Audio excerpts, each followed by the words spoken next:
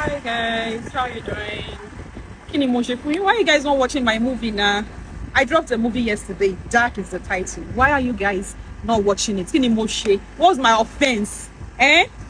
Ní jẹ́ ẹ máa tó fẹjọ́ pa yín o, ẹ kó ló máa fi pa mí nínú ilé o. Mo ti bọ́ta. Ẹni pé mi ti wúra tán torí Ọlọ́run dáàkì. Ṣé ẹni bó ṣe rọra ń ṣe tó wà very emotional lórí ibi tó wà very sexy. Mo mọ nǹkan tó máa ṣẹlẹ̀ nínú ilé. Èmi ni màá bẹ̀rẹ̀ sí pẹ́ẹ̀tì àwọn ọmọ mi. Ẹ lọ wo dáàkì. Ó ṣò lórí mo bí ń pé TV. Ṣé wá rí mo mọ ohun tó ń bí yín nínú kẹ́ lọ kọ́kọ́ yín balẹ̀ lórí ẹ̀ o. Ẹ sọ pé psychopath part 2 kò tí jáde. Psychopath ìyàwó aláàjì part 2 kò tí jáde. Mo wá nítorí ẹ̀wọ̀n ní wo dark. Ṣé wọ́n fọkàn yín balẹ̀ jẹ́ kí n bá wọn sọ̀rọ̀. Ẹ fọkàn yín balẹ̀ kí n tó lè tó yẹn. Ṣé nígbà tá a ṣe psychopath part 2 àwọn ò mọ̀ pé bẹ́ẹ̀ ṣe yí ẹ máa fẹ́ jú lọ sí part 2 nígbà tá a ṣe part 1 nígbà tá a ti fẹ́ jú lọ bẹ̀ ẹ jọ ṣé ká ṣe nǹkan tí ò ní pé yín ni. A gbọ́dọ̀ farabalẹ̀ kọ́ ká ní farabalẹ̀ shoot ẹni a dẹ̀ ti bẹ̀rẹ̀ sí shoot ẹ̀ wọ́n kò pọ̀ lọ́wọ́ ó máa tó jáde a máa release date very soon ẹ jọ torí Ọlọ́run àwọn yìí táwa ń release yìí ẹ lá wo bákan náà níyàwó alájí ẹ lá wo ẹ jọ torí Ọlọ́run mo invest nínú woman yìí mo invest nínú career mo invest nínú everything ẹ jẹ́ kí return on investment kó padà sọ́dọ̀ mi.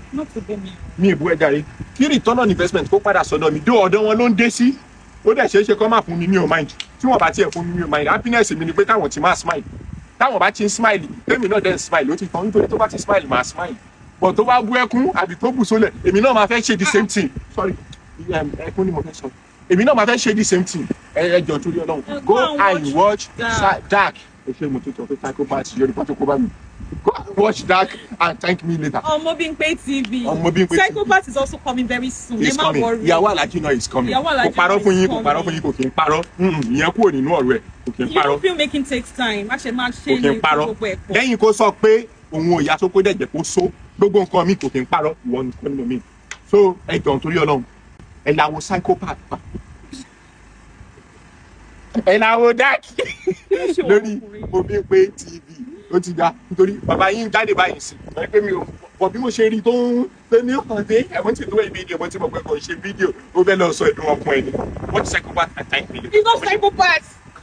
Watch Dark ọmọkùnrin. Watch Dark and thank me later. Psychopath tó ń bí wọn ló tún rán wọn létí sí. Ẹ kọ́ lè mọ̀ pé pàtó pọ̀ ní watch Dark and thank me later bye.